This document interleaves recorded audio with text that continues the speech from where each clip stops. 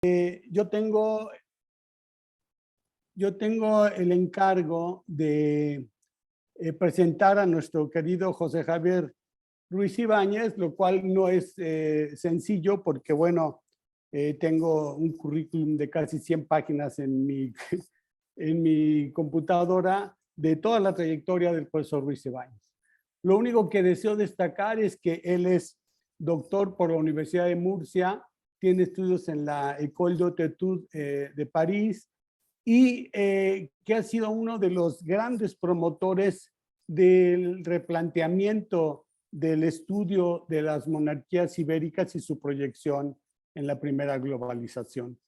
Esto ha permitido un diálogo increíblemente fructífero, fértil en cuanto a ideas y en cuanto a publicaciones, no solamente por parte de él, sino también por parte de todo el equipo que José Javier ha sabido integrar en todos los continentes en los que tuvo algo que ver la monarquía hispánica. Y esto nos ha permitido, al menos en el ámbito de América hispánica septentrional, sé que también en Sudamérica, tratar de plantear los nuevos paradigmas de interpretación y liberarnos de los moldes nacionalistas que no permiten tener una relación lo más adecuada posible con ese pasado hispánico. Por lo tanto, creo que José Javier muy pronto lo tendremos ya prácticamente como una de las grandes referencias para el estudio de las monarquías ibéricas y sobre todo la enorme aportación que está haciendo para entender este proceso tan complejo de la hegemonía hispánica durante los siglos XVI y XVII. Como estudioso de los mecanismos de la monarquía y de todo lo que tenga que ver con ella, el doctor Ruiz Ibáñez, bueno, tiene una cantidad de libros como autor único y también una cantidad importante de libros como coautor o como editor. Destacan, no voy a leer todos, La corona y los representantes del reino de Murcia, 1590-1640, Necesidad, negociación y beneficio. Supongo que fue su primer libro de 1995. Está Las dos caras de Jano, Monarquía, ciudad de individuo, Murcia, 1588-1648. Están varios, está Felipe II y Cambrai, El consenso del pueblo, la soberanía entre la práctica y la teoría política, 1595-1677, y tiene muchos más como autor, y de los libros de los cuales ha sido editor ya como coordinador y fundador de la red columnaria, pues encontramos prácticamente unas aportaciones extraordinarias con libros en los que muchos de nosotros hemos participado como autores de capítulos. Están Las milicias del rey de España, Política, sociedad e identidad en las monarquías ibéricas. Están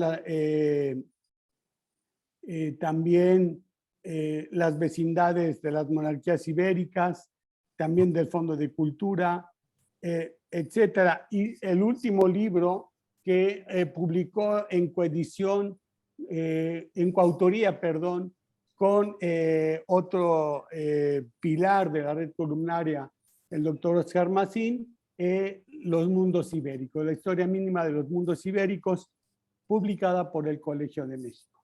No está de más decir que dentro de esta notable producción, que ahora se va a complementar con los 2 tomos de Hispanofilia que está por publicar el Fondo de Cultura Económica y que seguramente nos pondrán a todos a discutir montones de temas que José Javier propone en esta, que me parece que es su visión más acabada de los procesos de la hegemonía hispánica en aquellos siglos en la Edad Moderna.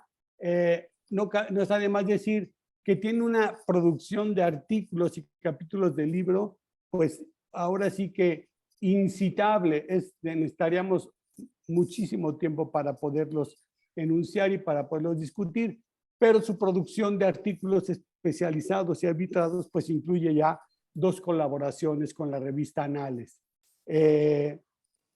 De tal manera que lo único que me resta decir es que nosotros acá en el ámbito de los estudios hispánicos en lo que fue la antigua Nueva España y hoy es México, pues estamos con una enorme deuda a toda la iniciativa y a toda la energía y a todo el liderazgo que el doctor Ruiz Ibáñez ha protagonizado prácticamente desde principios de este siglo y que ahora podemos decir que estamos recogiendo los frutos de todo ese esfuerzo mediante esta relectura que estamos emprendiendo en todos los rincones de lo que fueron las posesiones hispánicas y también en esta confrontación o diálogo en algunos casos con lo que es las respectivas historias nacionales de los territorios que pertenecieron a esa monarquía, pero que finalmente fueron herederos de esa cultura hispánica.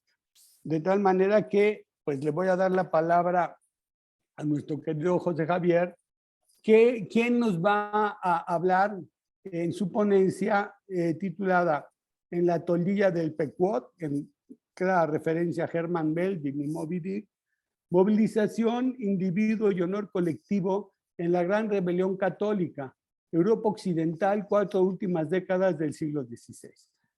El doctor Ruiz Ibáñez tiene 30 minutos para exponer su tema y posteriormente yo haré un comentario y abriremos el debate. Así que con todo gusto escuchamos al doctor Ruiz Ibáñez. Adelante, JJ. Muchísimas gracias y muchísimas gracias por la presentación. A fin de cuentas, Ruiz Guadalajara y Ruiz Ibáñez demuestran nuestro inminente parentesco y justifica las generosas palabras del doctor Ruiz Guadalajara. Muchísimas gracias por estar hoy aquí con nosotros y platicar un poco sobre violencia. Ya sé que el seminario se concentra en la guerra de independencia, sin embargo yo procuro no hablar de lo que no sé o de lo que sé menos y aunque bueno, reconozco que nos divertimos mucho escribiendo sobre ese periodo en el libro de la historia mínima de los mundos ibéricos.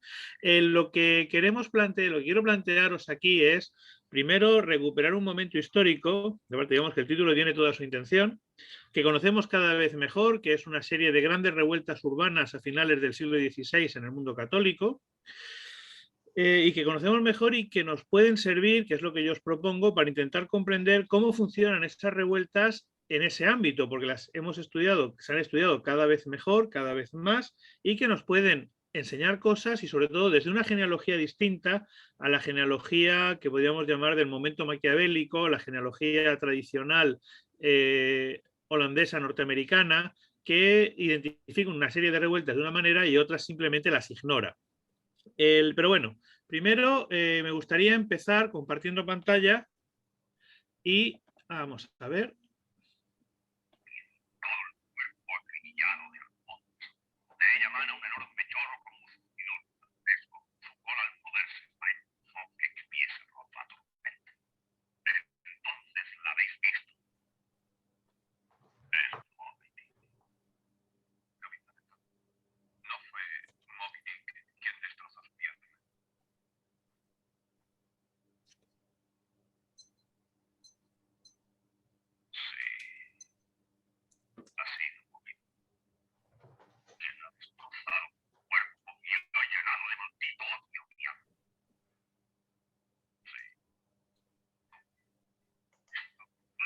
A ver, perdonad, quiero saltarme eso y nos vamos exactamente a este punto.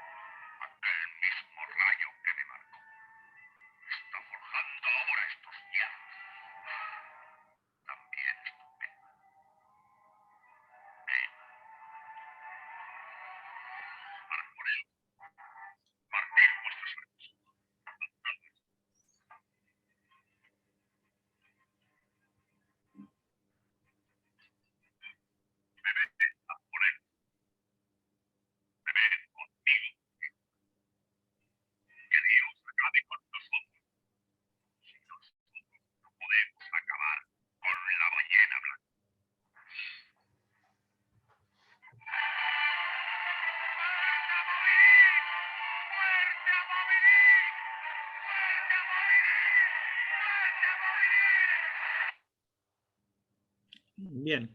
El capítulo 36 de Moby Dick, de Melville, evidentemente es una novela que se ha interpretado de todas las formas imaginables y que se seguirá interpretando hasta el final de los tiempos, ¿no?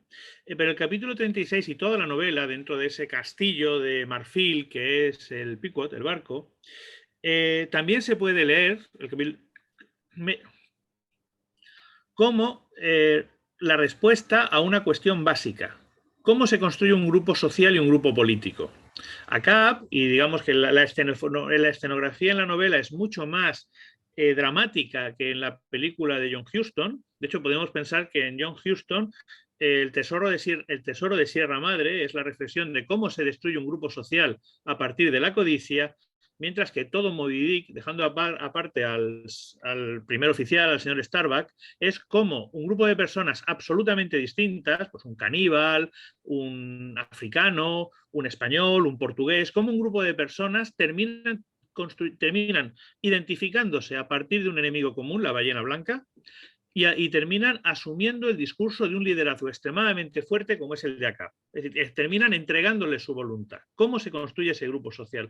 El capítulo 36, cuando se hace el juramento de muerte a Moby Dick, que es espectacular, yo creo que es uno de los momentos cumbre de la literatura, trata exclusivamente sobre eso, sobre los ritos de iniciación de construcción del un uno colectivo a partir de la reflexión de un uno particular. Evidentemente es literatura y no es Elias Canetti, evidentemente es John Huston, pero siempre resulta como un poco desasosegante ver a Atticus Finch convertido en la expresión misma del mal, pero bueno, vamos a dejarlo ahí. De eso es un poquito de lo que quiero hablarles hoy, es decir, de cómo podemos interpretar o cómo se interpreta historiográficamente la formación de un grupo político a partir de individualidades. Al tomar esta opción, y más en un mundo donde sí hay corporaciones jurídicas como es el antiguo régimen, al tomar esta posición me posiciono, como he hecho siempre, obviamente afirmando que claro que existen individualidades y de hecho en la Edad Moderna, y claro que existen personas, individuos en la Edad Moderna, aunque no sea bajo los prismas del individualismo decimonónico o del siglo XVIII. Y creo que un ámbito de reflexión es particularmente fértil si analizamos un espacio de toma de adhesiones políticas cambiantes como son las últimas décadas del siglo XVI. Unas últimas décadas, sobre todo en el ámbito de esas rebeliones católicas, que han pasado básicamente, si ustedes me permiten, desapercibidas. La imagen clásica que les estoy poniendo ahora de la entrada o de la salida de la guarnición española de París en 1594 vendría a resumir en muchos libros de texto lo que es este periodo, un periodo de locura y de intervención exterior donde las ciudades pues han sido poseídas por una especie de demonio de caos y desorden que termina siendo equilibrado por la política neoestoica. Aquí tenemos esta bonita representación de Enrique IV como Hércules, neoestoica de un rey de razón, que sustituye al concepto de rey de guerra o de rey renacentista que lo había precedido.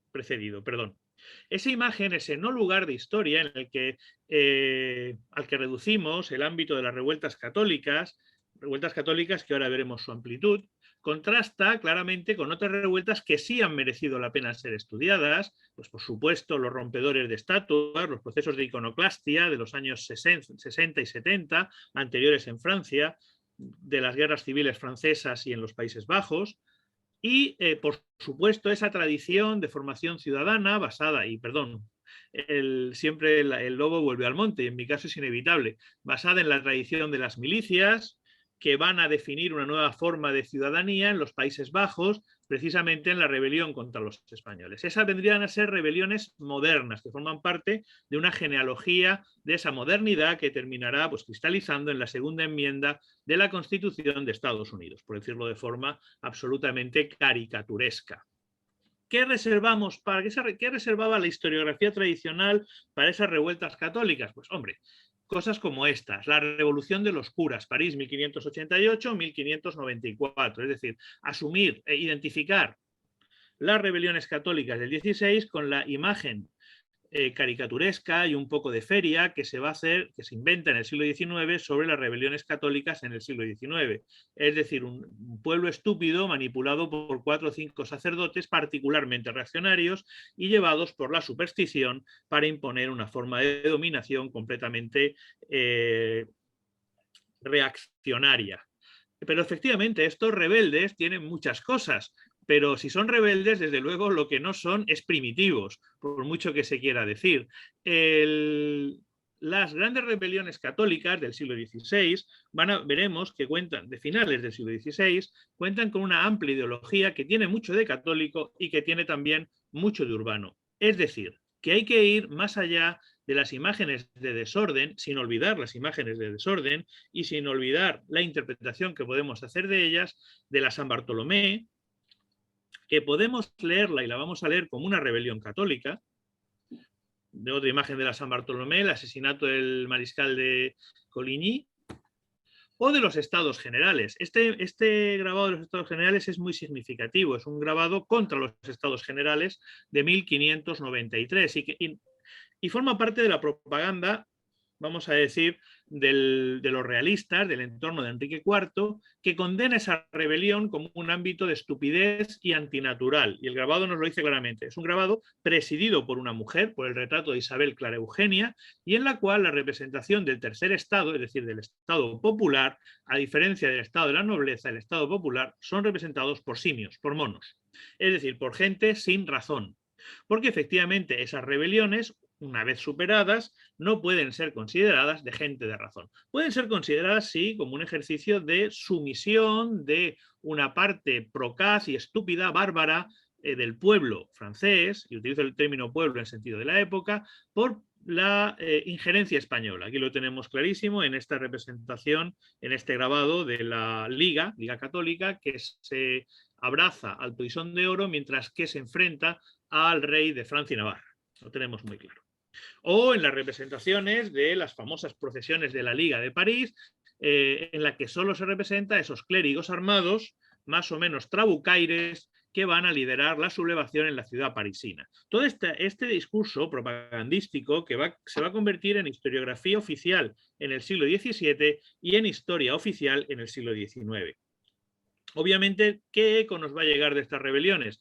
Pues el análisis, por cierto, de autores, y tenemos la suerte de tener uno de los especialistas en el público, de Juan de Mariana, sobre lo que es la rebelión, la comprensión de lo que viene a ser cada vez más su carácter de internacionalización, o el estudio de acciones concretas de oposición una vez que la gran rebelión ha terminado y solo queda el recurso a grupos terroristas o a lobos solitarios, como es el caso de François Ravaillac.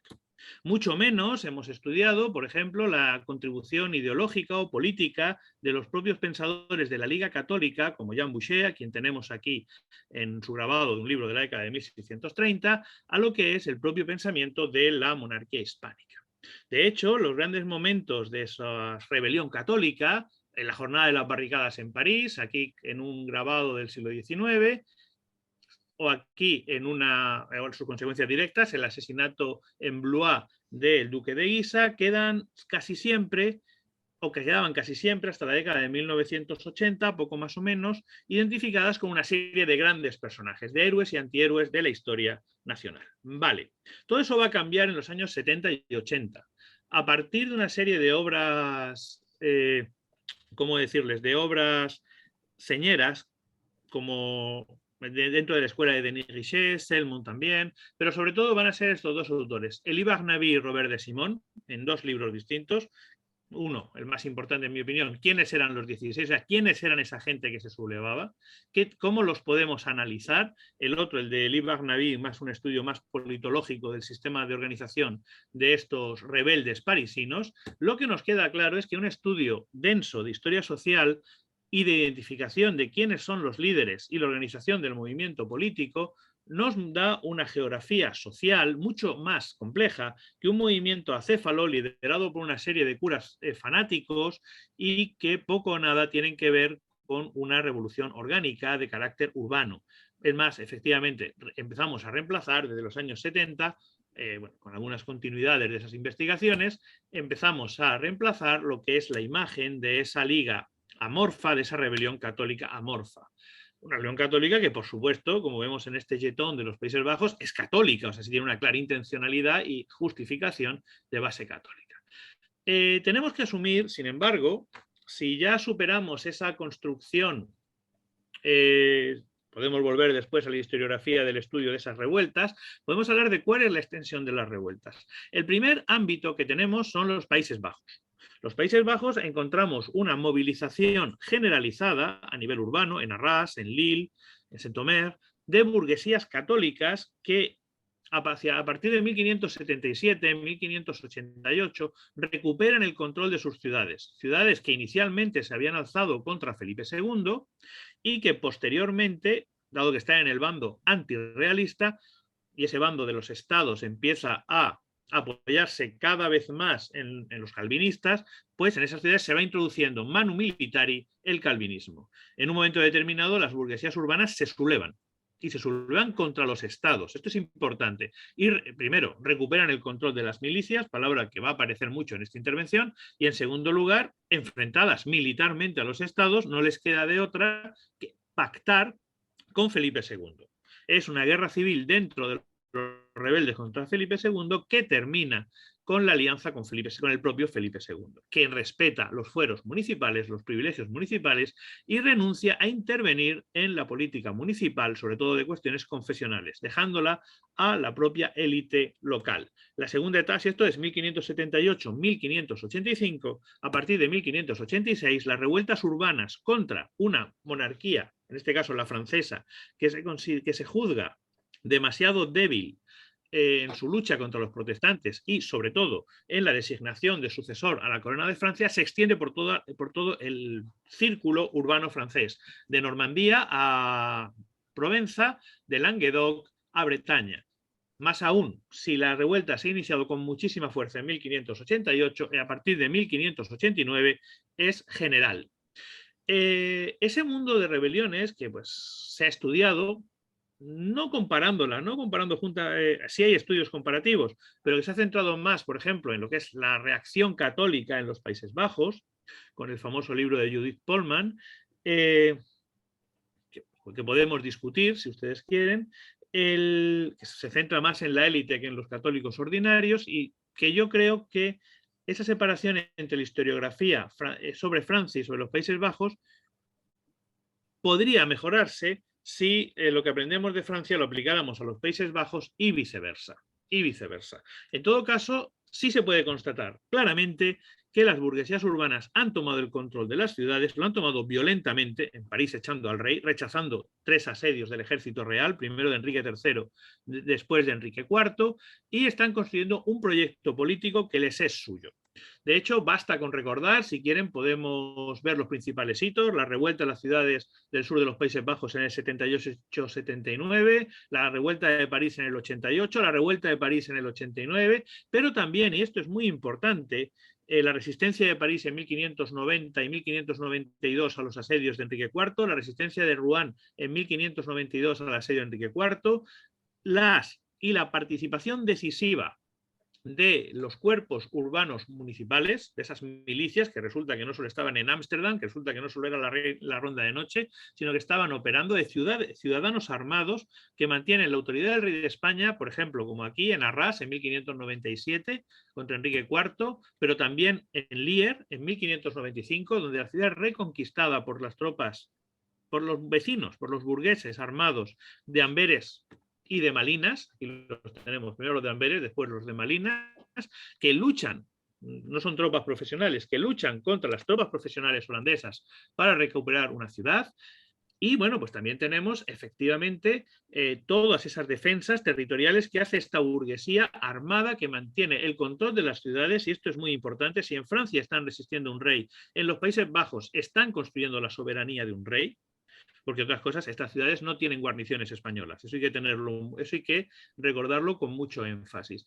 Estas ciudades son lo que ustedes están viendo en esta conocida imagen de la milicia de Arrás en 1600. Esto no es el ejército, esto son los habitantes de Arrás recibiendo a Isabel Clara Eugenia en su ciudad. Estos son los habitantes de Bruselas, las milicias de Bruselas desfilando en el Omegang hacia 1615-1616. Porque efectivamente esas ciudades obedecen perfectamente a la proclamación que están haciendo las monedas de oro de la República de Luca, que si vemos el escudo de Luca, las armas de Luca, es el término libertad, libertas, en torno a la leyenda de Carlos Emperador. Es decir, se está asumiendo una soberanía real que permite la verdadera libertad de la República. Eso que lo vemos, por ejemplo, en este yetón, saben que me gustan mucho los yetones, de Flandes, gobernado con afecto por Isabel Clara Eugenia y Alberto de Austria, ya después de 1598, o de Isabel Clara Eugenia haciendo el tiro al blanco junto con las milicias de Amberes. Lo mismo va a pasar en Francia una vez que termine la Liga Católica. Aquí vemos a Enrique IV con los miembros de la cofradía de Notre-Dame du Puy de Amiens, una ciudad muy interesante, si quieren hablamos de ella. O bueno, pues esta representación de Notre-Dame de Vic con la figura real, Carlomagno, pero con dos servidores de la Casa Real Francesa, como son los hermanos de Vic, guarda de sellos y militar. Bien, en todo caso, ese protagonismo del pueblo, y termino las imágenes lógicamente con Cambrai, ese protagonismo del pueblo nos lleva, esa constatación de que el pueblo armado, y utilizo el pueblo en todo sentido, el pueblo armado se convierte en protagonista, nos hace plantearnos, lógicamente, quién es ese pueblo armado, de dónde ha salido. Bien, ¿y por qué se arma?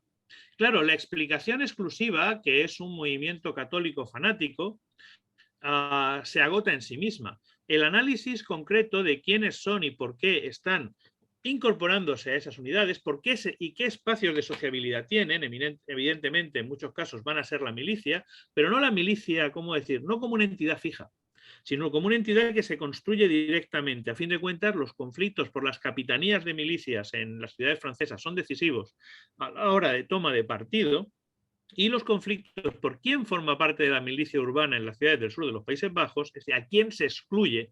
Recuerden que el triunfo de las Provincias Unidas, las ciudades que conservan las Provincias Unidas, significa la exclusión de los católicos de las milicias, directamente. La exclusión de los católicos de las milicias. Es decir, su reducción como ciudadanos a ciudadanos de segunda.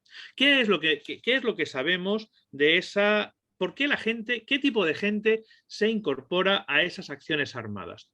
Claro, aquí se suman tres elementos. Primero, la autonomía de la población. Es decir, las poblaciones urbanas toman decisiones concretas.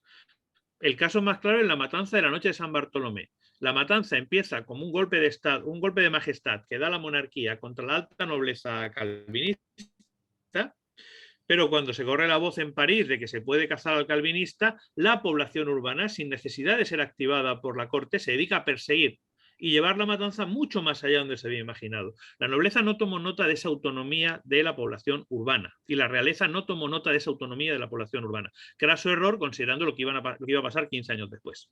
Sí, 15 años después, un poquito más. ¿Quién forma parte de esos movimientos revolucionarios? Ahora mismo, hoy en día, básicamente lo sabemos y sabemos que nada tienen que ver con esa imagen que van a dar los vencedores de las guerras civiles del final del 16, de que son el pequeño pueblo. Generalmente, para empezar, son miembros de las milicias, lo cual significa que son burgueses, lo cual significa que pueden ser artesanos, en muchos casos artesanos o mercaderes, en el caso francés, gente más o menos asentada y gente que tiene una potente ideología, o por lo menos una cultura política, si queremos cambiar el término, de lo que es la ciudad y de cómo la ciudad está siendo agredida. Y esto es muy importante, porque los líderes de estos movimientos, los que van a dar, ¿cómo decirles? Los que van a dar el carbón ideológico, no son solo religiosos. Claro que los religiosos van a dar carbón ideológico, por supuesto, pero los que dan proyectos políticos generalmente son juristas o administradores. Y son juristas, y aquí la cosa se empieza a poner muy interesante, que se han quedado un poco apartados del poder a causa de la venalidad de los oficios. Recordemos una cosa, a partir de Enrique II en Francia y a partir de Carlos V en los Países Bajos, la fiscalidad se dispara. Eso significa que los reyes intentan intervenir más en las ciudades vendiendo oficios. Y eso significa que quienes compran los oficios de los reyes acumulan más poder. Es más, que los encargados de cobrar los nuevos impuestos o de dirigir la nueva política real en las ciudades empiezan a ocupar más poder en las ciudades. Hay otro grupo en las ciudades, los que no han invertido en oficios reales, sino que han invertido en el comercio, en los oficios municipales, que de pronto están perdiendo cada vez más y más y más poder. Y se están viendo apartados por la expansión limitada pero efectiva de la administración regia. Es ahí, por lo que sabemos de los estudios locales, donde se va a reclutar el liderazgo operativo de estos rebeldes, es decir, en aquellos que no se benefician del crecimiento del poder real. Dicho de otra forma, por recuperar los términos de Chevalier, el contrato perfecto que se había logrado entre las ciudades y los reyes a finales de la Edad Media ha sido roto de forma implícita por el resultado de la fiscalidad y de la venalidad regia. Eso genera ganadores y perdedores.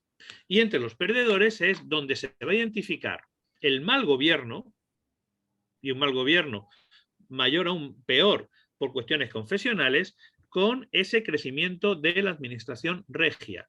En 1598, preparándose para la paz de Vervins, los exiliados franceses en Bruselas, a través del duque de Aumale, de su principal valedor, su principal líder, lo que pasa es que el hombre no era muy inteligente, pero digamos que sí que tenía la mayor representación dentro del ámbito de los exiliados. Elevan a la administración española un documento para que negocie con los franceses. Evidentemente la administración española ni se toma la molestia de abrir el documento. Pero es muy interesante lo que esos exiliados ultracatólicos, la mayor parte de sus demandas, aparte evidentemente de mantener la religión, son de cuestiones civiles, de cuestiones de reducir el número de oficios que se han creado, de reducir los impuestos, de dar espacio a la vieja élite. Claro, eso nos lleva, y evidentemente esto no es original mío, evidentemente esto hay que citar siempre a Gobert de Simón, esto nos lleva a pensar que ese honor colectivo que tiene que ver con las cofradías, que tiene que ver con los cultos religiosos pretridentinos, que tiene que ver con una concepción de ciudad, y que construye la corporación, es el que se está viendo amenazado. Y es la amenaza frente a ese honor colectivo lo que genera honor colectivo, que en el caso de los Países Bajos es más evidente, es la amenaza contra el catolicismo, ahí sí. Pero son muchas más cosas. Es la amenaza, ese honor colectivo, lo que genera una movilización que, claro, como toda movilización o como tantas movilizaciones, tiene un fuerte sentido de restaurar un pasado que, por supuesto, nunca existió. Y tiene como consecuencia la necesidad de inventar muchas más cosas, porque de pronto nos encontramos que en esos movimientos se empiezan a generar discursos de base más universalista. Por ejemplo, cuando en 1591, 90-91, los españoles colocan una guarnición en París, una guarnición raquítica, muy pequeña, eso ya lo hemos trabajado en otros textos. El término con el que se refieren los radicales de París a esta guarnición es muy claro. Son conburgueses, convecinos, podríamos decir en el sentido de posesión, con bourgeois, en una carta a Alejandro Farnesio. Es decir, que el carácter ideológico, la defensa del catolicismo, eleva a un rango corporativo a esos españoles, flamencos e italianos que constituyen la guarnición de Felipe II de apoyo en París. Vamos con los últimos 5 minutos, porque estoy saltando rápidamente de un lado a otro. Esa devaluación de los oficios, esa comprensión de que una revuelta popular en el sentido de, evidentemente, la corporación de vecinos quien se considera el pueblo en el sentido latino del término, ¿no? Porque es el término que usan, y que se atribuye capacidades de generar la política y de generar la legitimidad política. Y eso lo sabemos muy bien por los discursos que le están llegando a Felipe II desde Rouen, desde Nantes, desde Amiens, desde Abbeville, en el cual evidentemente esos vecinos que son el pueblo, que se consideran el pueblo como agente político, consideran una obligación ejercer la violencia para mantener o redefinir el monopolio de quién es vecino, para defender una forma de gobierno, como decirles, justa y legítima.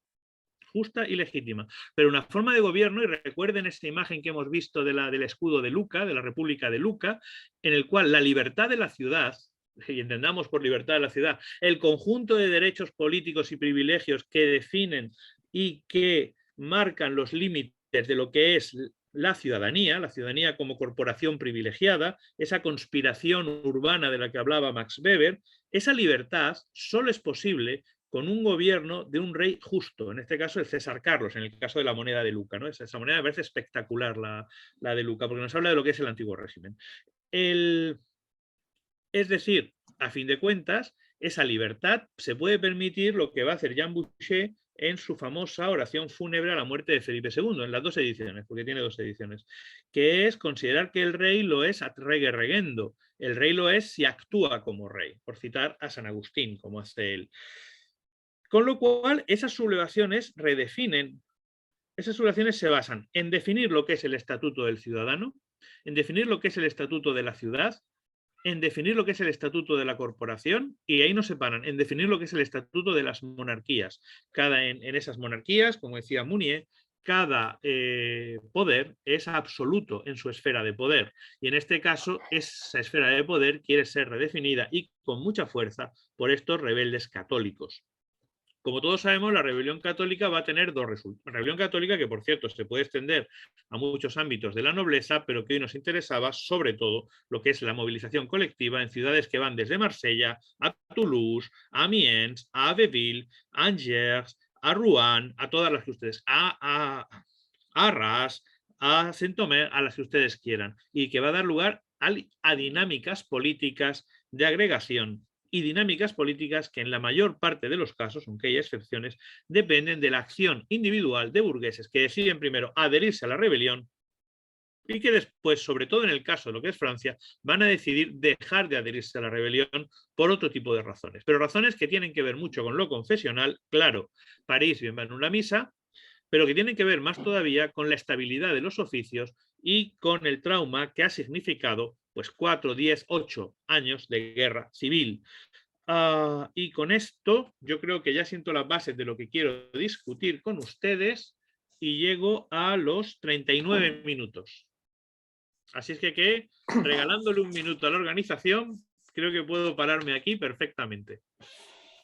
Muchas gracias al doctor José Javier Ruiz Ibáñez por esta exposición que, bueno, vuelve sobre los temas, sobre los grandes temas que tienen que ver con las movilizaciones sociales y su relación con la violencia colectiva. Yo voy a hacer un comentario de 10 minutos sobre lo dicho por el doctor Ruiz Ibáñez.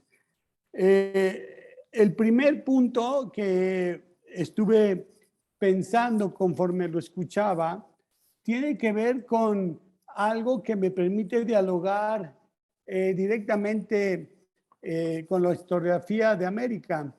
Hay todo este dilema de la ciencia social y concretamente también de la historia para tratar de establecer las diferencias entre lo que representa una revuelta, lo que representa una rebelión y lo que representa una revolución.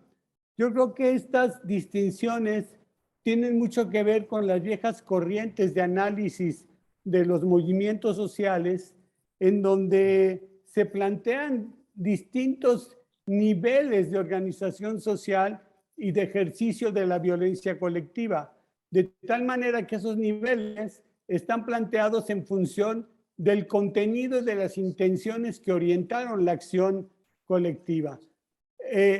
Digamos que esto ha permitido pensar en qué estatus podemos definir cierto tipo de movilizaciones sociales.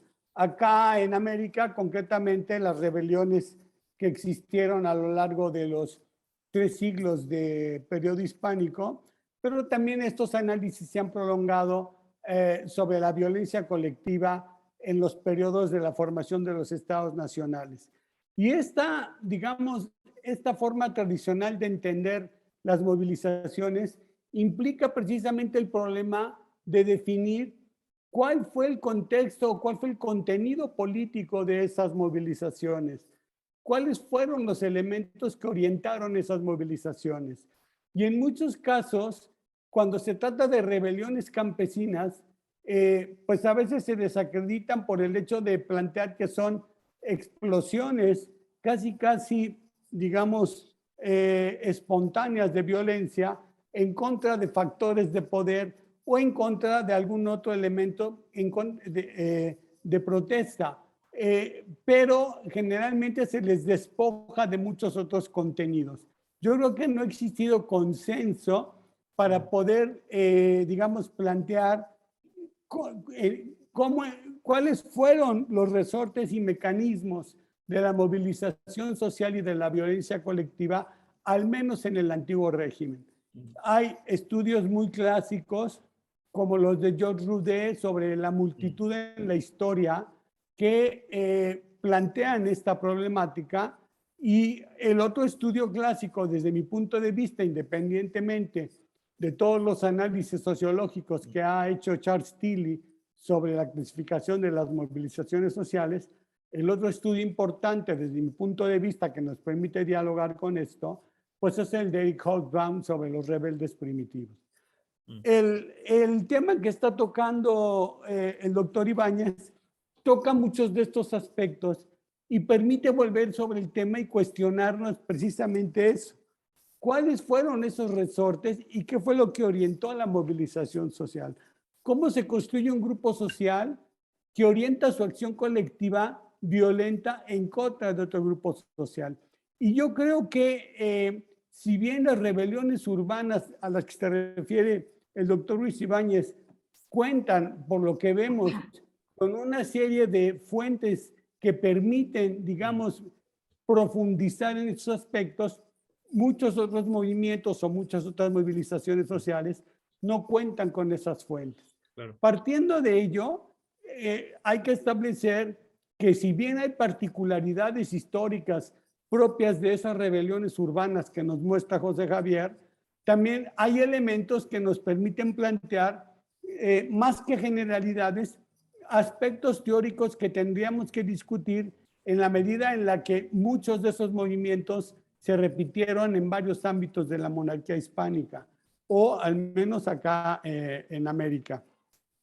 Por lo tanto, lo que me gustaría plantear como punto de discusión es precisamente qué elementos tenemos que considerar para tratar de desentrañar las intencionalidades que mueven esta violencia política, las intencionalidades que mueven esta violencia social.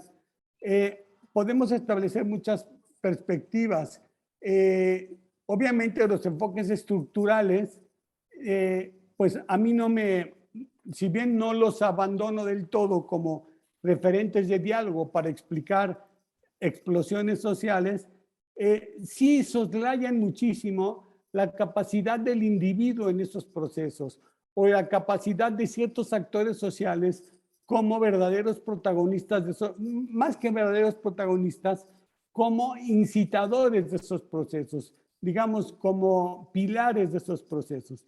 Y en eso volvemos al viejo debate de cómo se mueven las multitudes y de cómo se pueden desplazar los movimientos de una colectividad en función de diversas cosas. Yo me gustaría plantear esta cuestión porque las rebeliones urbanas que plantea José Javier, por lo general, están transversalizadas por la presencia de un sentido religioso, es decir, por la presencia de una identidad religiosa que es la que aparentemente orienta la acción violenta en este tipo de escenarios de conflicto y confrontación. Pero como lo hace José Javier y lo plantea, no es la razón, digamos, plena de estas movilizaciones. Ahí puede quedar en el debate si en verdad el espacio mismo de la rebelión se presta para interpretarla únicamente desde esa perspectiva religiosa. Si bien tiene un predominante peso la identidad religiosa, que en términos de la época, desde mi punto de vista, son identidades políticas, existen también muchos otros elementos que podemos sugerir o que quizás se puedan corroborar con la documentación. Uno de ellos es efectivamente la crisis del sentido de honor de los pobladores de las ciudades. ¿Cómo estudiar esto? Pues es un tema muy complejo. Yo siempre he partido de que las emociones siempre se filtran a través de la cultura. Es un aspecto de la psicología social y la psicología colectiva que a mí me gusta mucho aplicar, porque cuando se estudian ciertas manifestaciones de violencia colectiva y de movilización social, lo que al menos yo he podido ver es la circulación atropellada de imaginarios políticos y de imaginarios sociales que son los que llegan a orientar la acción violenta. Es decir, hay agravios fiscales, hay agravios a, digamos, a esas burguesías locales, hay venalidad en los puestos públicos, hay abusos de poder. Por supuesto que todos esos son elementos que sientan las bases del descontento social, pero ese descontento social no adquiere vías de expresión claras al momento de la acción colectiva y de la acción violenta.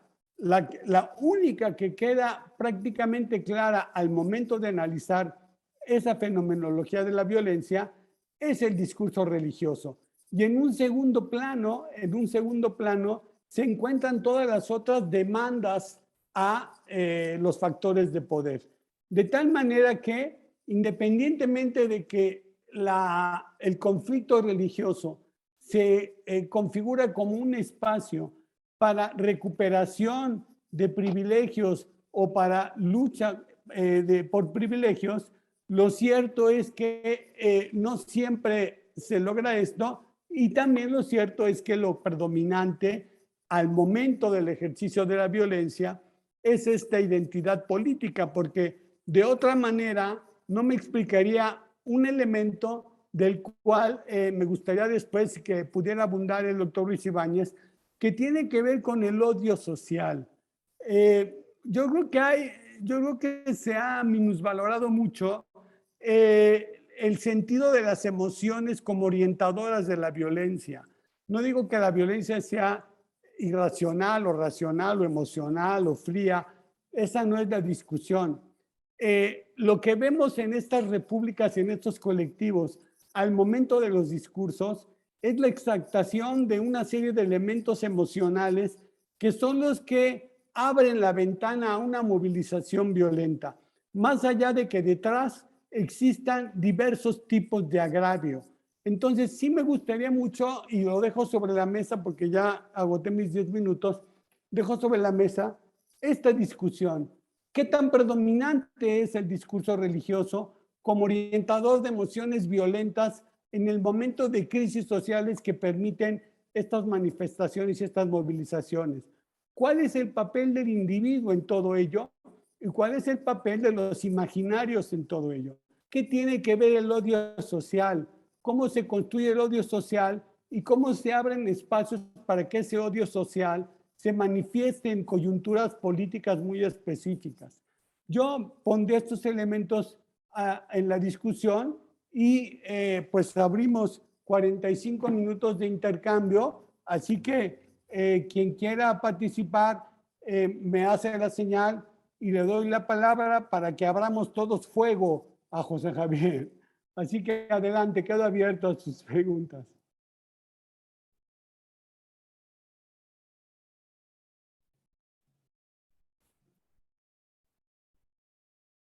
Están muy tímidos, compañeros. Alguien que quiera comentar o quiera abundar sobre el asunto, y si no, José Javier, si pudieras abundar sobre este comentario que acabo de hacer. Hola. No sé si se me oye. Sí, se oye, Antonio. Adelante, Antonio. ¿Tienes el micrófono apagado? Sí, se me oye. Ya. Porque tuve algún problema de conexión. Adelante. Ahora debe de haber algún problema de conexión. si no lo escribo, era simplemente porque me llamó la atención. Vino a ser una impresión coincidente si el profesor Ruiz Ibáñez era sobre el papel de los juristas. ¿Qué clase de juristas son estos que aparecen como cabecillas de las revueltas?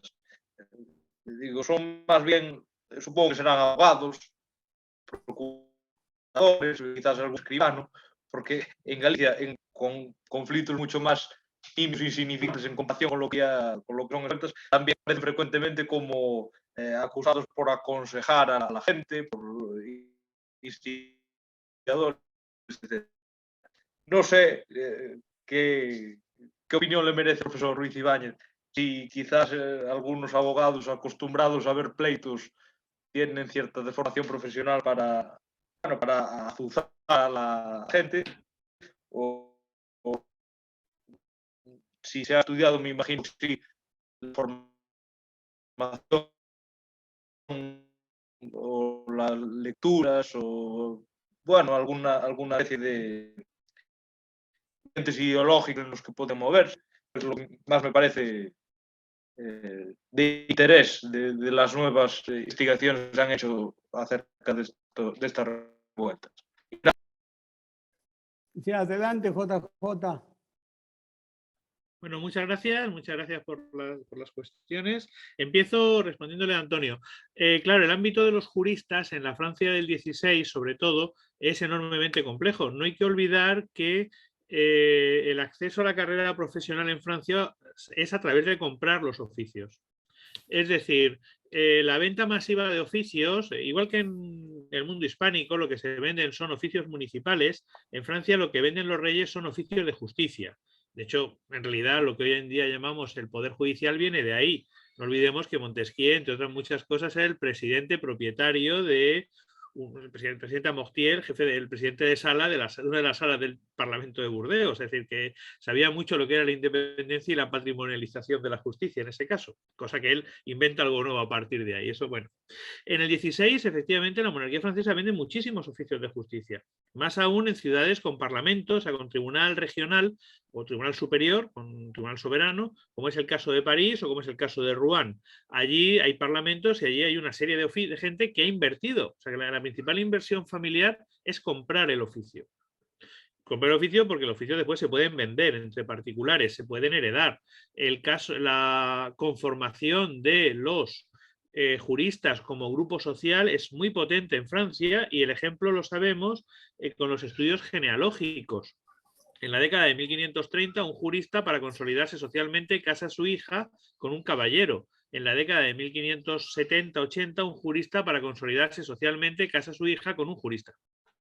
Es decir, hay una consolidación ideológica y de concepto, aparte que eso, el precio de los oficios de justicia va a seguir subiendo en el siglo XVII, a principios del XVII, por unas cosas que no vienen al caso. Bueno, lo que quiero decir, ¿quiénes son los juristas que están presentes en la rebelión? Aquí hay poca sorpresa, los que no se han beneficiado del proceso de ventas masivas, a los que el cierre del proceso de ventas masivas les ha impedido comprar oficios, los que no tienen dinero para comprar oficios, los pequeños juristas provincianos que ven cualquier futuro profesional bloqueado por la venta de oficios. Ahí es donde se va a reclutar pues gente que van a ocupar importantes lugares en los ámbitos de la rebelión. Claro, estamos aquí hablando sobre todo del caso francés. Pero claro, ¿eso qué significa? Que los discursos de los rebeldes, y eso tiene que ver mucho con lo que comentaba Juan Carlos Ruiz Guadalajara, tienen mucho discurso jurídico. Claro que tienen mucho discurso jurídico, tienen mucho de puesta en valor de los juristas. En 1596 le proponen a Felipe II que convoque un parlamento y se proclame rey de Francia, Felipe II de España. Evidentemente, ese texto lo escriben Matías de la Bruyère y su entorno, que son juristas parisinos. Gente que controla, es decir, gente que se ha visto por la política de la monarquía de venalidades más o menos excluida de los procesos de ascenso social. Ellos han invertido cultural, socialmente y familiarmente en el servicio a los príncipes, en el servicio a la nobleza, en el servicio a las ciudades, y de pronto los cambios de equilibrio los están sacando fuera. Es decir, es un grupo social muy complejo y claro, con un potente arsenal. Digámoslo, si el arsenal ideológico último lo da la religión, obviamente el arsenal técnico y los razonamientos técnicos organizativos, las salidas políticas. De hecho, es muy interesante las cartas que le manda Felipe II a través de los agentes españoles en Rouen, miembros del Parlamento de Rouen, sobre cómo debe construirse y gestionarse la monarquía francesa. Aparte es fantástico, o sea, digo, un nivel de imaginación enormemente... veo que hay una pregunta también de José Sobarzo, ahora voy con él.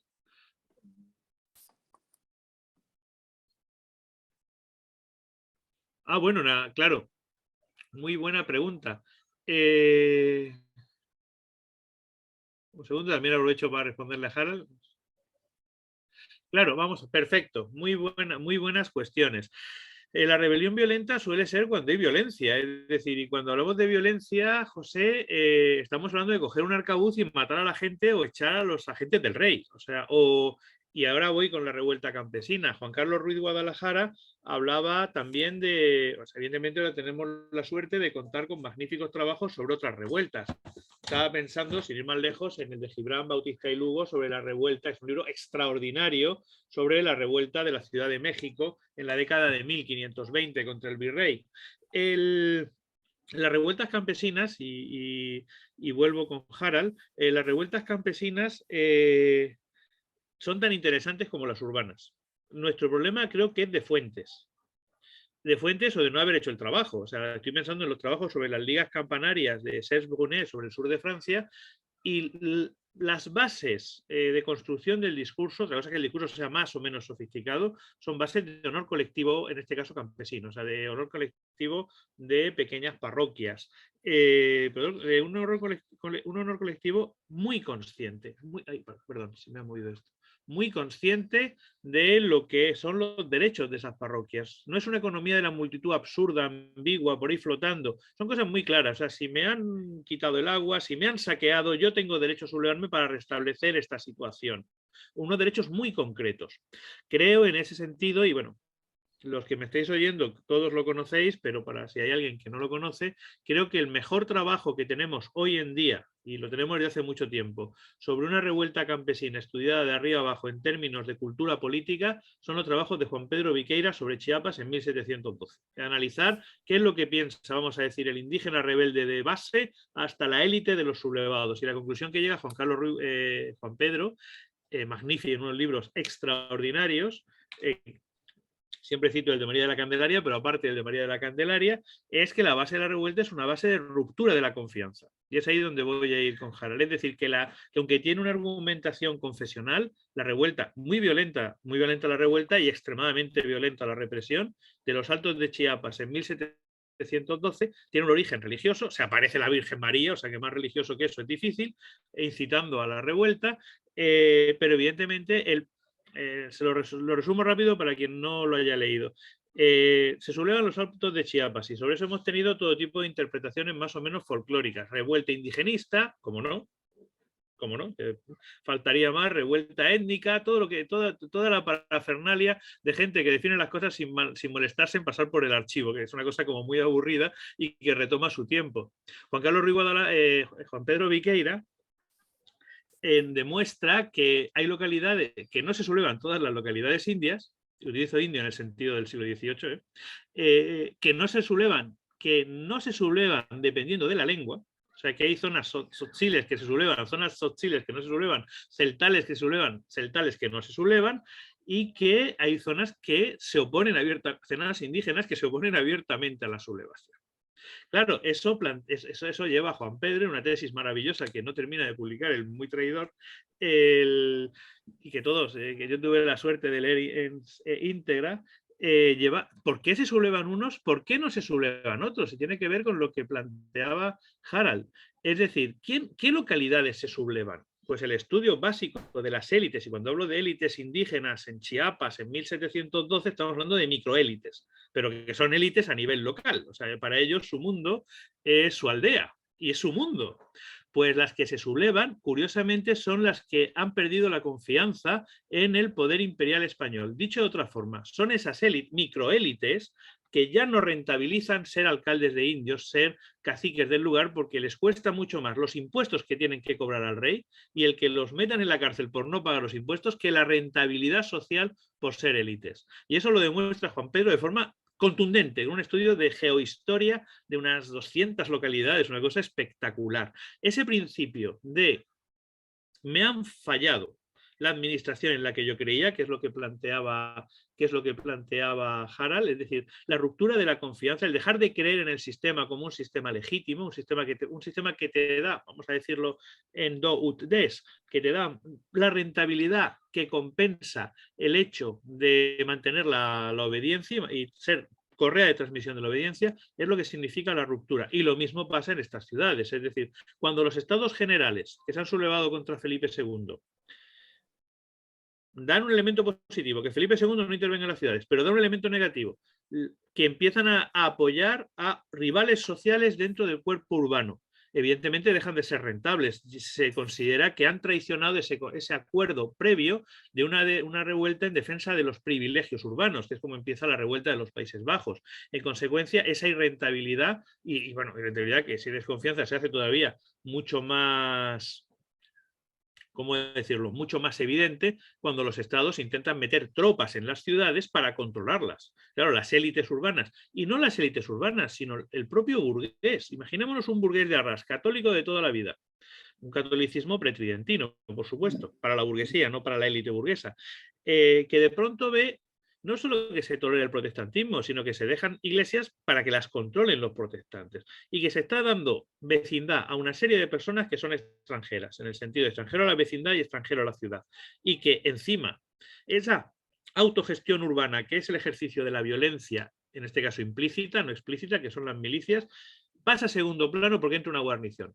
Cualquier inversión que se hubiera hecho en defensa de los privilegios, sublevándose contra Felipe II, se viene abajo por la peligrosidad del nuevo sistema. Resultado, ya no es rentable participar en esa alianza. Evidentemente hay que buscar un sistema de fidelidad en el que sea rentable, en el que el formar parte de ese sistema de fidelidad, aunque sea pesado volver a reconocer la soberanía del rey de España, sí garantice esos elementos mínimos que el rey de España está garantizando. Porque lo que sí queda muy claro, ya no, incluso antes de Farnesio, ya con Juan de Austria, es que el rey de España no se va a meter dentro de las ciudades que le son leales. Que no va a meter tropas, que va a dejar que la élite haga lo que sea y que va a dejar que la burguesía se defina a sí misma. Pues es mucho más rentable, se puede recuperar esa confianza. Claro, es un elemento que yo considero enormemente central. Pero igualmente, como le comentaba a José y a Juan Carlos, ese elemento central se gestiona a través de mucha violencia, pero por todos los ámbitos. Es decir, llega un momento en el que la violencia deja de ser implícita y se explicita de forma claramente contundente. Es decir, claro, habitualmente la violencia no se explicita. A centrarnos en momentos de estallidos violentos reales, aquí se acelera el ejercicio de la fuerza y, lógicamente, también se acelera una cosa que creo que va ligada completamente a cualquier espacio de confrontación violenta, los mecanismos de ascenso social, o mejor dicho, perdón, de movilidad social. Lo cual no significa que esa movilidad social se tenga que realizar, pero que sí existe una expectativa real de movilidad social, ascendente y descendente, que acelera o desacelera los procesos de máxima violencia, claro.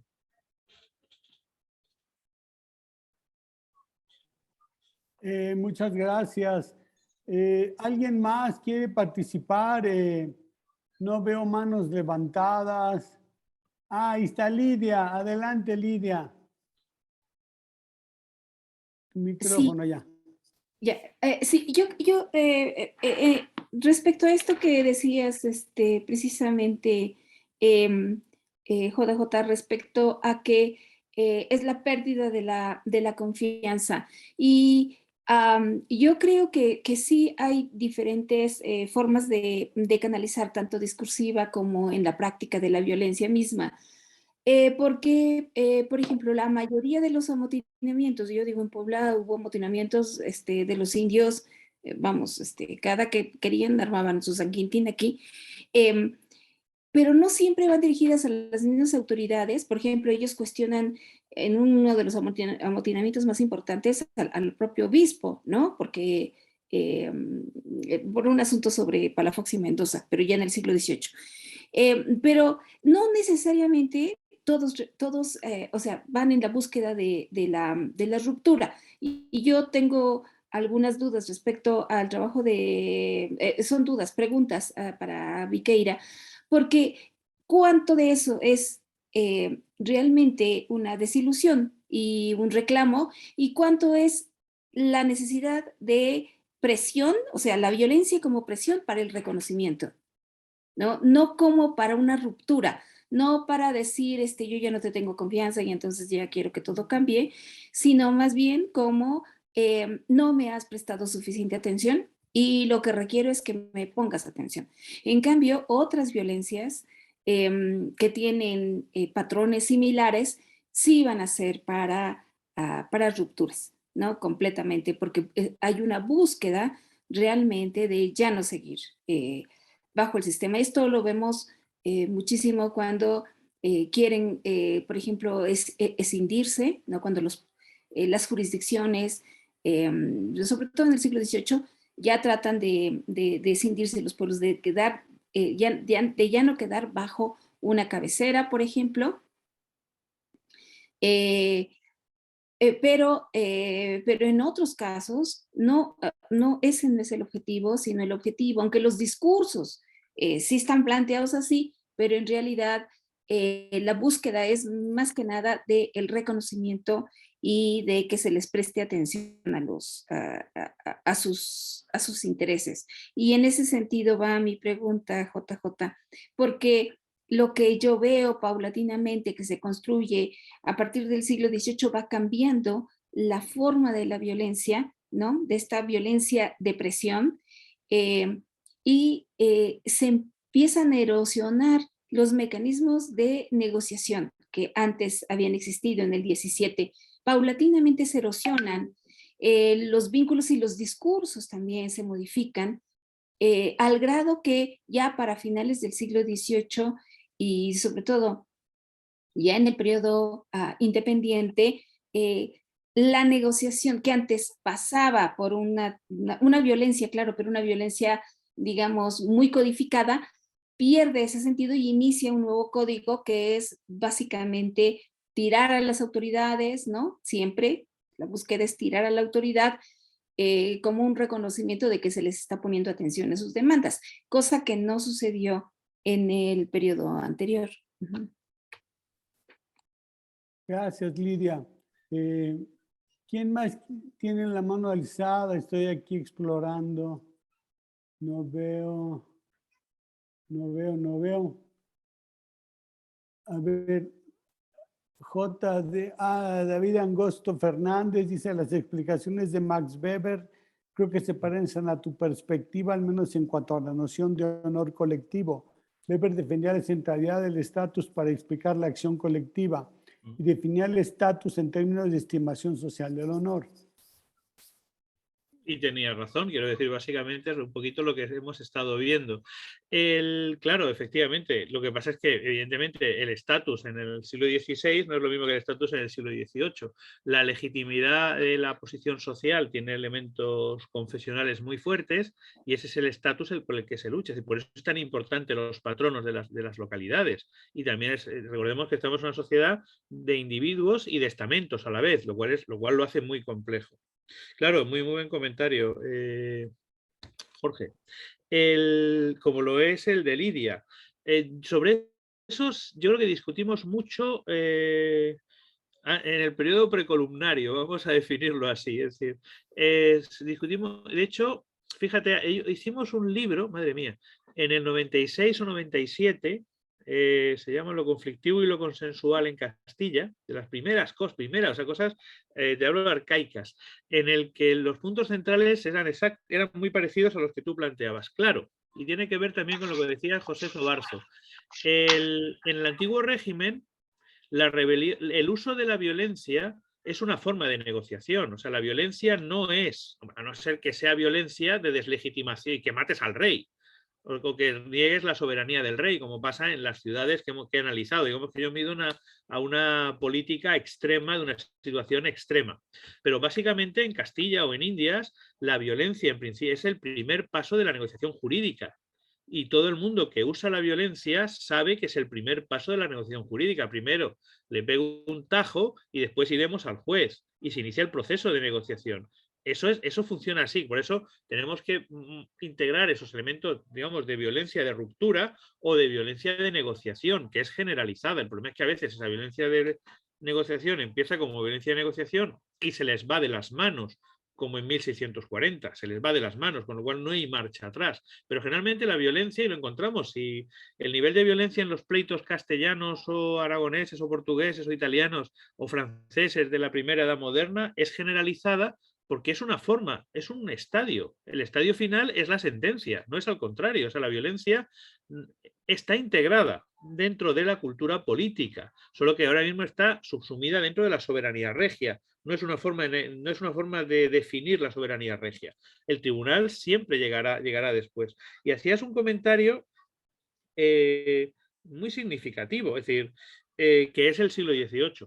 Y que yo creo que sí hay que pensarlo mucho. Según avanza el siglo XVIII, eso está empezando a dejar de ser.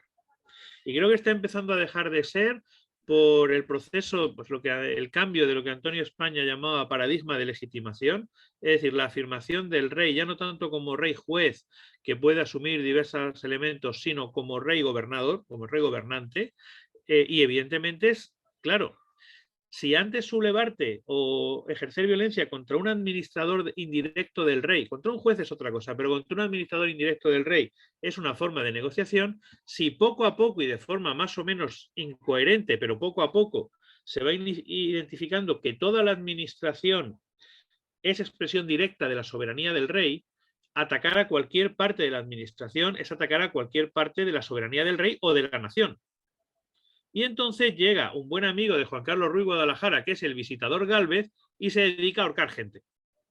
Es decir, eso también lo muestra Óscar Masín en su libro sobre Michoacán. Cuando llega el visitador Gálvez y, bueno, pues una serie de caciques indígenas se dedican a no obedecer órdenes, pensando, qué alegría, que después el obispo de Michoacán va a negociar con el visitador y que van a llegar a la pañico habitual entre el cacique y la administración virreinal. Gálvez le dice al obispo que se vaya a su obispado, que se encierre con llave y que no le vuelva a hablar, y que a los caciques los va a ahorcar, porque lo que han hecho es un crimen contra su amo, contra el rey.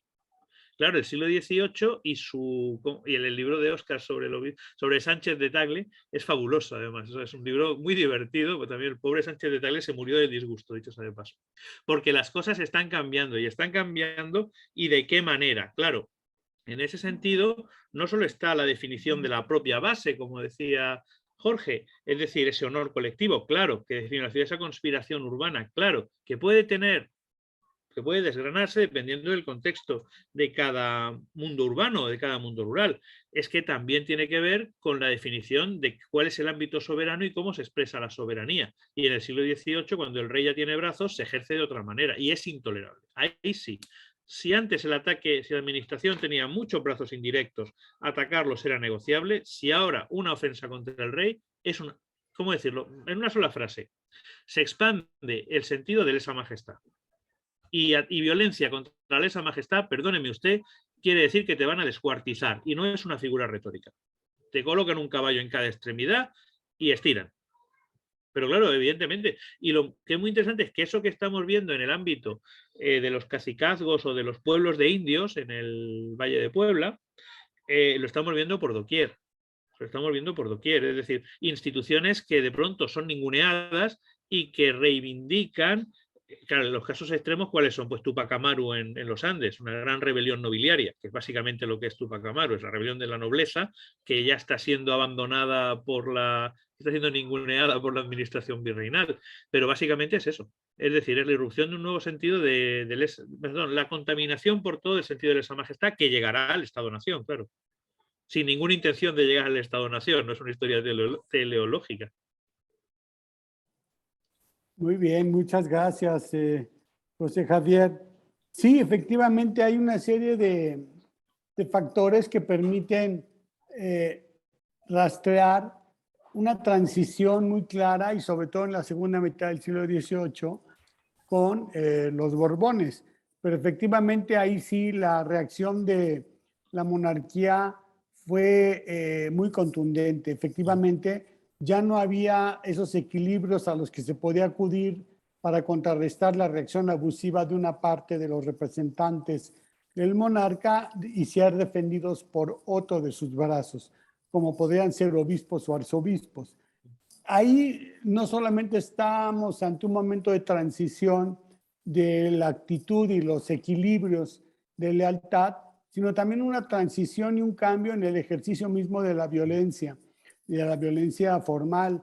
De tal manera que si nos vamos a la época que tú nos has expuesto y lo comparamos con esas transiciones, para mí hay algo que prevalece dentro de estas movilizaciones violentas, independientemente de que sean encabezadas por élites o que sean explosiones populares, que tiene que ver con esa construcción del odio social, que además está fortalecido por la construcción de identidades de todo tipo. A mí es algo que me llama mucho la atención. Todas las manifestaciones de violencia que nos has mostrado y que ya durante mucho tiempo, al menos yo he podido leer de tus trabajos y de otras exposiciones, son manifestaciones de violencia terroríficas que nada desameritan lo que vemos hoy en día, ¿no? De la barbarie de esa violencia. Yo, sinceramente, esas imágenes de matanzas de protestantes por parte de católicos, en donde no se perdona ni a niños ni a mujeres, y en donde incluso se ejerce el cautiverio, la negociación para dejar con vida a ciertas personas, me parecen explosiones que no se entienden plenamente sin acudir al análisis de ese odio social. Sí, claro. ¿Cómo se construye ese odio social? ¿Cuáles son sus ingredientes? ¿Y por qué ese odio social es tan fuerte? Lo del capitán Ahab allí en el Picot, que es de Moby Dick, es muy interesante la manera como entras al tema.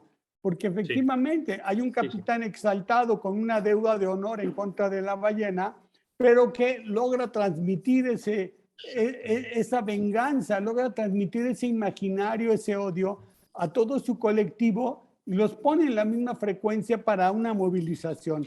En este caso, para cazar a la ballena. Sí. Este es un buen ejemplo de uno de las vías que adquiere la venganza, el odio social o la identidad de grupo en contra de un enemigo que se construye como común.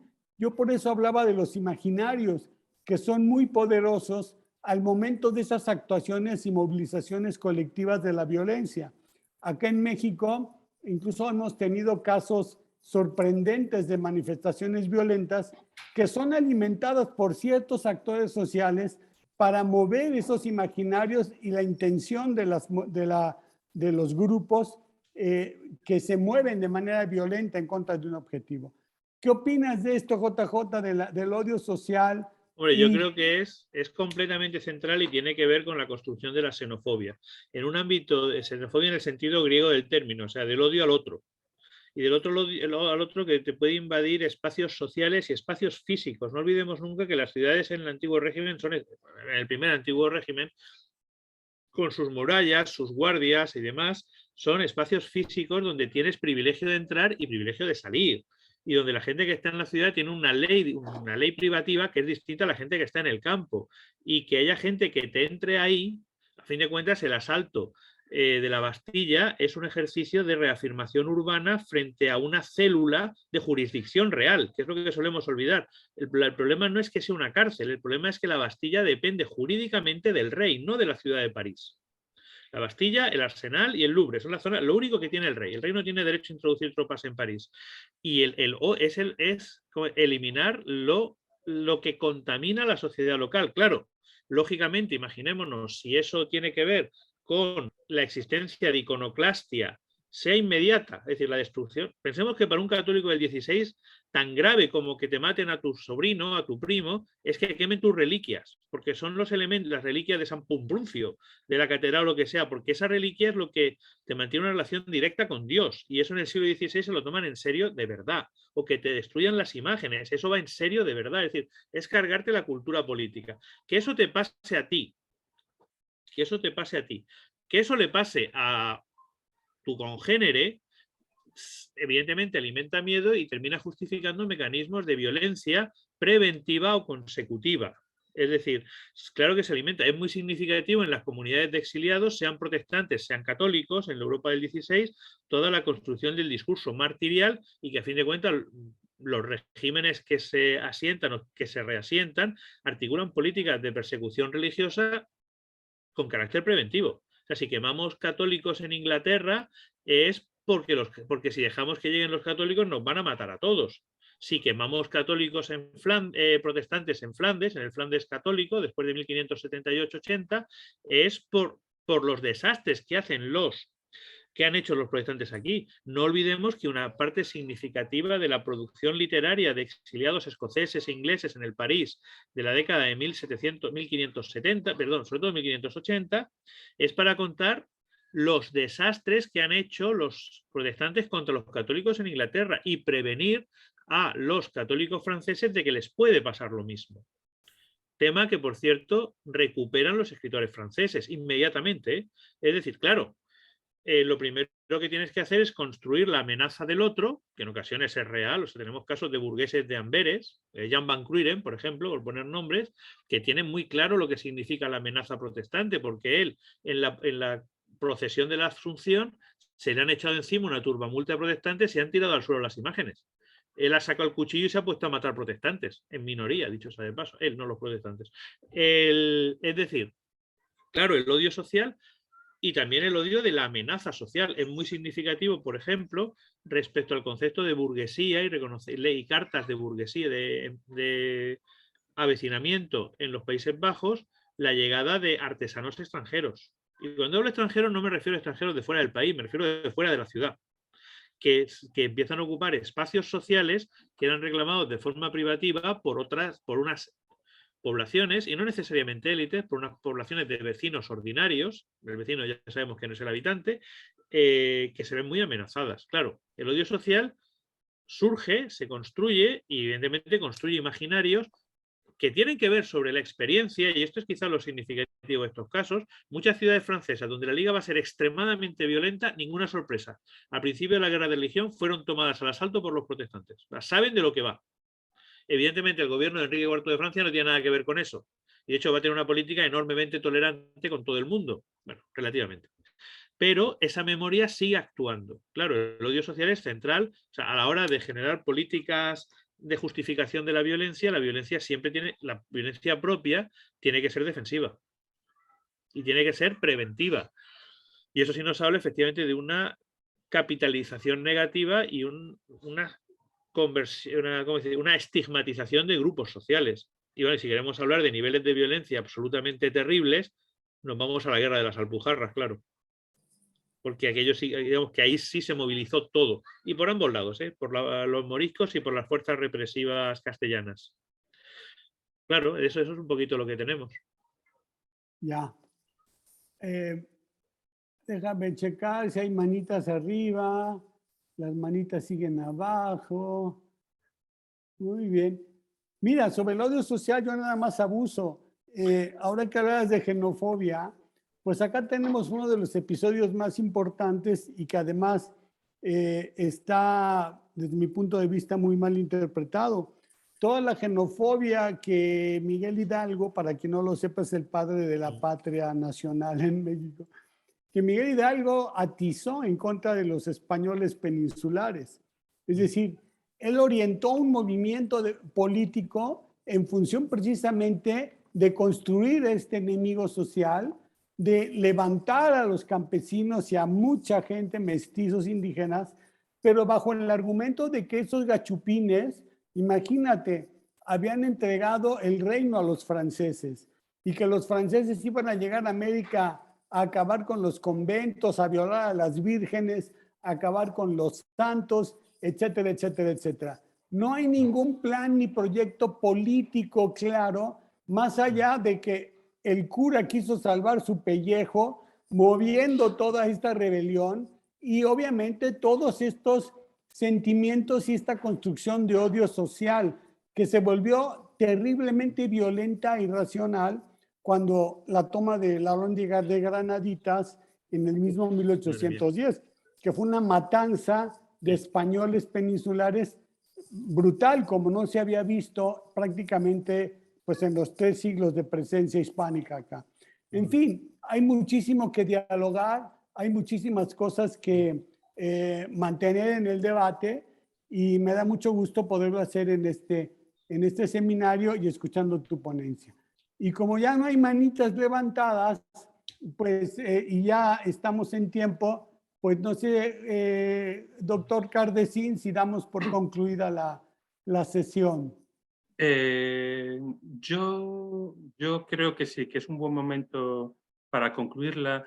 Quería agradecer a todo el público por haber asistido a esta sesión. Quería agradecer al profesor José Javier Ruiz Ibáñez la magistral ponencia que ha impartido y a Juan Carlos Ruiz, que se ha tomado su papel de moderador con un grado de concienzudo que pocas veces se ve. Hemos tenido realmente un comentario ajustado a la ponencia. A nosotros es probablemente la primera de estas 5 seminarios de este proyecto de investigación, que como hemos comentado versa sobre la guerra de la independencia, que nos vamos tan lejos del siglo XIX como es finales del siglo XVI. Y sin embargo, me da la impresión de que este tipo de comunicación es absolutamente fundamental. Es decir, a ver si me explico, no me entusiasmo y me dedico a desbarrar. Desde finales de la Edad Media hay 2 raíces de soberanía a la que se apela: Dios y el pueblo. Dios lo puso ahí San Agustín. El pueblo lo puso Santo Tomás, reinterpretando a Aristóteles. Cuando a principios del siglo XIX, como en tantos momentos, se produzcan sublevaciones, los protagonistas, los líderes, dirán: el pueblo ordena, el pueblo manda, el pueblo decide esto. Yo creo que a principios del siglo XIX todo el mundo sabía que el pueblo era una metáfora, no un agente social, en ese sentido. El problema es cuando los historiadores del siglo XX o XXI decimos: ahí está el pueblo que me interesa a mí. El pueblo de las clases populares, el pueblo del proletariado, el pueblo de la multitud indignada directamente. Yo creo que la ponencia de José Javier nos recuerda la importancia de ser conscientes de la distancia entre las palabras que utiliza la gente cuando se mueve y las palabras que utilizamos los historiadores, que pueden ser las mismas porque estamos en una corriente de pensamiento occidental de 2000 años, pero que han, evidentemente, el populus romanus, el pueblo del siglo XVI o el pueblo de la Puerta del Sol en el siglo XXI son cosas radicalmente distintas. Aprovecho también para hacer un último instante de publicidad. Os informo que el próximo seminario de este proyecto se celebrará en la primera quincena de diciembre. Lo impartirá el investigador postdoctoral de la Universidad de Zaragoza, Daniel Aquilue Domínguez, con una ponencia titulada «Arrojado por una ventana, violencias revolucionarias en la retaguardia del ejército isabelino, 1833-1840», el título promete, y moderará la sesión la profesora de la misma universidad, Carmen Frías. Y con todo esto, solo quería despedirme de todos vosotros. Muchísimas gracias a todos. Si os parece, José Javier y Juan Carlos, nos quedamos un momentito al final, cuando se vayan todos, simplemente para despedirnos como amigos, y hasta la próxima. Acordaros, decírselo a todo el mundo, tenemos una grabación de este magnífico seminario en nuestro canal de YouTube a partir de la semana que viene. Me Señor. permito agradecer Gracias. a todos la presencia y sobre todo quiero, agradeciendo infinito a todos, a mis doctorandos, a José, a Juan José, a Jorge, a Juan José y a Jorge, darles la bienvenida, que es la primera vez que participa en uno de nuestros seminarios y me permito con especial énfasis. José es un veterano y es de la casa. Agradecerles pues, que hayan tenido la cortesía de acompañarnos junto a todos los demás colegas, eso sí.